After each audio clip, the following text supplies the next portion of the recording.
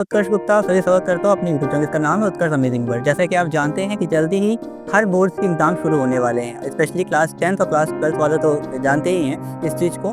और आपको बता दिया जाए कि आज की जो पॉडकास्ट होने वाली है वो बहुत ख़ास पॉडकास्ट होने वाली है, क्योंकि हर बोर्ड्स के बच्चे जान पाएंगे इस चीज़ के बारे में। और आज का सब्जेक्ट है वो क्लास 10th का मैथमेटिक्स का सब्जेक्ट है, जिसको लोग काफ़ी ज़्यादा फेयर में लेते हैं कि बहुत डरते भी उससे हैं। तो उसी को बताने के लिए आज हमारे साथ मैम आई हुई हैं। मैम, आपका बहुत-बहुत स्वागत है। एक बार अपना परिचय जनता को दे दीजिए। मैं अंजलि अवस्थी, मैं सेंट पीटर स्कूल में पढ़ाती हूँ और मैथ्स एंड फिजिक्स मेरा सब्जेक्ट है। जी। मैम, सबसे पहले तो हम ये जानना चाहेंगे कि बच्चे इतना ज़्यादा मैथ को लेकर के इतना उनके अंदर भ्रांति भरी है, या क्या बात है कि डरते बहुत हैं? हम लोग भी अपने टाइम में बहुत डरते थे मैथमेटिक्स में। बस जैसे अभी आपने बताया ना कि हम लोग भी डरते थे, तो आप अपने बच्चों को भी यही बताएंगे ना कि हम लोग भी डरते थे। बस यही हमारे पेरेंट्स, हमारी सोसाइटी, इन्होंने बच्चों के अंदर ऐसा डाल रखा है कि मैथमेटिक्स बहुत डिफिकल्ट सब्जेक्ट है जो हर कोई नहीं कर सकता है। बट एक्चुअली ऐसा नहीं है। मैथमेटिक्स मुझे तो लगता है सबसे इजी सब्जेक्ट है कि आप उसमें अगर आपने एक दिन पहले पढ़ाई नहीं भी करी है तब भी आप जाकर के एग्जाम दे सकते हो। बाकी लर्निंग सब्जेक्ट्स में अगर आपने एक दिन पहले पढ़ाई नहीं करी है तो आप कह नहीं सकते कि जितना भी आपने पढ़ा था वो आपको याद है।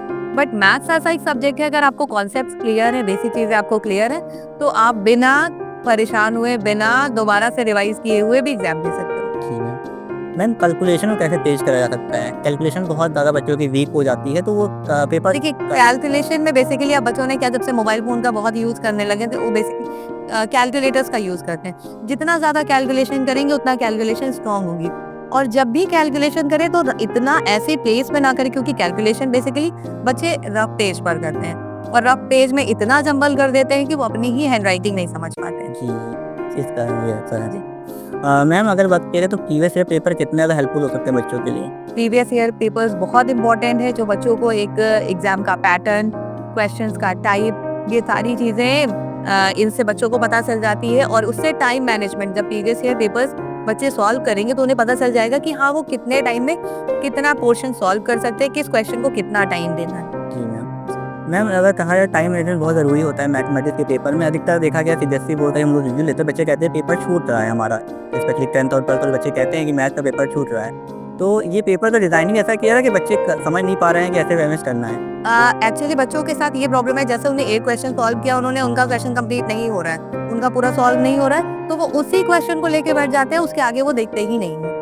तो उन्हें एक टाइम मैनेज करके पहले से चलना है कि उन्हें सेक्शन ए इतने टाइम में फिनिश करना है, सेक्शन बी इतने टाइम में फिनिश करना है। सेक्शन बी में अगर 4 क्वेश्चन है और अगर 40 मिनट्स नहीं है तो मोर देन 10 मिनट्स किसी क्वेश्चन को नहीं देना है। अगर आपका क्वेश्चन कैलकुलेशन उसका नहीं हो रहा तो आप उसको छोड़ के नेक्स्ट क्वेश्चन पे स्विच कर जाओ। जी। फिर आपको जब बाद में रिवीजन का टाइम मिले तब आप उसमें दोबारा से देख लो। अच्छा, बाकी सब्जेक्ट और मैथ को कैसे मैनेज करा सकता है? देखिए, बाकी तो लर्निंग सब्जेक्ट्स हैं, बट मैथ्स के लिए भी प्रैक्टिस बहुत इंपॉर्टेंट है। मैथ्स में बहुत ज़्यादा पढ़ने की ज़रूरत नहीं है, लेकिन आपको प्रैक्टिस के लिए लास्ट मोमेंट पे अगर आपने सारा पढ़ रखा है, तो अगर आपने दिन में एक पेपर भी सॉल्व कर लिया, सैम्पल पेपर, तो वो मोर देन इनफ है। मैम, क्लास 10th के बच्चों के लिए कुछ इंपॉर्टेंट जो मतलब चैप्टर्स हैं वो बता सकते हैं? लाइक कंस्ट्रक्शन, आपको पता ही है कि कंस्ट्रक्शन से हेक्सागन आना ही है। जी। बैंकिंग से आपको क्वेश्चन पता ही है कि एक ही एक्सरसाइज है, आना ही है। Like ICSE, talking about ICSE, या आईसीएसई में जैसा एक ही एक्सरसाइज है, एक ही उससे वही क्वेश्चन आने हैं कि सेम टाइप का। मीन्स आपको एक पैटर्न पता है, आपको टाइप पता है क्वेश्चन का, इस चैप्टर से ये इतना ही आना है।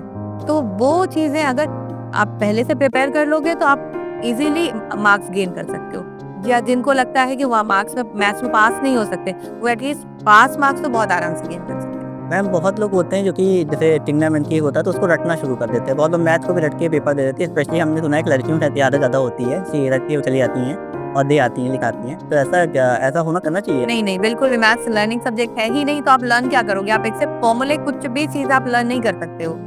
आप स्टेप्स को याद रखो कि हाँ, इसके बाद आपको ये करना है। अगर आपको लग रहा है कि कोई क्वेश्चन आप नहीं सॉल्व कर पा रहे हो, बिल्कुल समझ में नहीं आ रहा, तो आप उसके स्टेप्स याद रखो कि हाँ, इसके बाद ये सॉल्व करना है, इस स्टेप के बाद है ना यहाँ से सॉल्व करना है। अच्छा मैम, ये एक बात अफ़वाह है क्या? ये सच है, बताइए ज़रा ये कि क्या लड़कियों को मैथ में ज़्यादा लगता है लड़कों की अपेक्षा?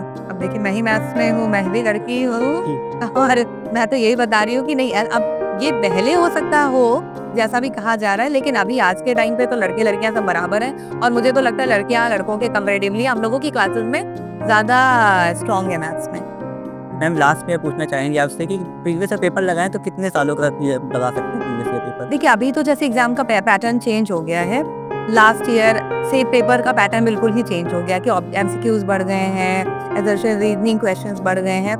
तो आप वैसे तो प्रैक्टिस के लिए, क्योंकि टाइप ऑफ क्वेश्चन आपको बहुत सारे मिल जाएंगे लास्ट 10 ईयर का अगर आप सॉल्व कर रहे हो तो, लेकिन आप मोस्ट इंपॉर्टेंट पार्ट जो है कि आप 5 ईयर्स के पेपर सॉल्व करो और सैम्पल पेपर्स, क्योंकि एग्जाम का पैटर्न चेंज हुआ है तो आपको उस पर ज्यादा फोकस करना है। जी मैम लास्ट में ये पूछना चाहेंगे कि यूट्यूब वीडियोस कितना हेल्पफुल कर सकते हैं अगर बच्चे ने अभी शुरुआत ही ना किया हो, वो खोला ही ना हो, तो यूट्यूब कितने हेल्प कर सकते हैं? यूट्यूब वीडियोस तो सबसे पहले बहुत मोटिवेशनल वीडियो, अगर आपने कोई वीडियो ऐसा देखा कि आपको लग रहा है कि नहीं, हाँ किसी ऐसे टीचर का देखा कि आपको लग रहा है नहीं बहुत हुआ नहीं है, हम अभी भी स्टार्ट करें तो पढ़ सकते हैं, तो आपके लिए एज अ मोटिवेशनल वीडियो हो जाएगा आपको, कि आपको वो मोटिवेट करेगा आगे की पढ़ाई करने के लिए। तो अगर आप इस पे टाइम ज़्यादा स्पेंड कर रहे हो और मोटिवेशन कोई ले नहीं रहे हो तो वो आपके लिए हेल्पफुल नहीं है, लेकिन अगर आप उसको प्रिसाइज वे में यूज़ करोगे तो आपके लिए बहुत हेल्पफुल है। मैम काफ़ी बच्चे पूछना चाहते हैं सोशल मीडिया कितना ज़्यादा दिक्कत दे सकती है? सोशल मीडिया ने ही बच्चों का को मैथ्स या किसी भी सब्जेक्ट से जो डिस्ट्रैक्शन है बहुत ज़्यादा कर रखा है। बच्चों ने पढ़ाई को छोड़ के, बुक्स कॉपीज़ को छोड़ करके यूट्यूब, इंस्टाग्राम, व्हाट्सएप इन पर ज़्यादा टाइम देना शुरू कर दिया, जो बहुत ही डिस्ट्रैक्शन का रीज़न है। जो अभी तक अगर उन्होंने नहीं कट ऑफ किया इन चीज़ों से तो अभी भी उनके पास टाइम है कि इन चीज़ों को स्टॉप कर दे for the rest of the month, उसके बाद ही वो कंटिन्यू करे आफ्टर बोर्ड एग्जाम्स। जी मैम अच्छा जैसे मान लीजिए किसी पेपर खराब चला जाता है तो कई बार ऐसा होता है कि पहला पेपर मैथ का पड़ गया तो बच्चे एकदम स्ट्रेस में आते हैं तो मेरा बोर्ड खराब हो गया, मैं कुछ नहीं कर पाऊंगा, तो ऐसा कैसे? देखिए अगर पहला पेपर खराब हो गया, आपने सोचा कि हमारा पेपर खराब हो गया, आप उसे वापस जाके सही तो कर नहीं सकते हो। जी आप ये स्ट्रेस आप पहले से सोच लो कि आप उसको वापस जाके करेक्ट नहीं कर सकते हो। जो कर दिया वो एक बार लिख दिया, वो लिख दिया आपने कॉपी पर। वो स्ट्रेस ना लेकर के आप आगे के पेपर्स के लिए और ज्यादा प्रिपरेशन करो, और ज्यादा उस पर ध्यान दो, और ज्यादा टाइम दो, वो आपके लिए ज्यादा अच्छा है। ठीक है मैम लास्ट में कोई मोटिवेशन कुछ टिप्स देना चाहेंगे? तो बस यही, जितना भी अभी आपका रेस्ट ऑफ द टाइम है उसको ज़्यादा से ज़्यादा पढ़ाई पे अपना लगाओ, वो ज़्यादा से ज़्यादा प्रैक्टिस करो, सैम्पल पेपर सॉल्व करो, प्रीवियस ईयर पेपर सॉल्व करो, जिससे आपको पैटर्न मिल जाएगा एग्जाम का, और जो भी आप पेपर सॉल्व करते हो वो सर्टेन टाइम में ही सॉल्व करने की कोशिश करो, जिससे कि आपका टाइम भी मैनेज होता रहे। और सोशल मीडिया से बिल्कुल अभी रेस्ट ऑफ द मंथ के लिए बिल्कुल जो बचे हुए हैं कट ऑफ कर लो, जिससे कि आप अपनी स्टडीज़ पे फुली कॉन्सेंट्रेट कर पाओ। जी मैम आपका बहुत बहुत शुक्रिया मैम, बच्चे आई थिंक बहुत मोटिवेट हुए होंगे इस चीज़ से, और आप लोग से भी हम कहते हैं कि आप एक निश्चित समय देखिए, हर चीज़ का ज़रूरी होता है कि हर समय आपको जिसका कोई प्रायोरिटी देना है आपको देना पड़ता है उस चीज़ में।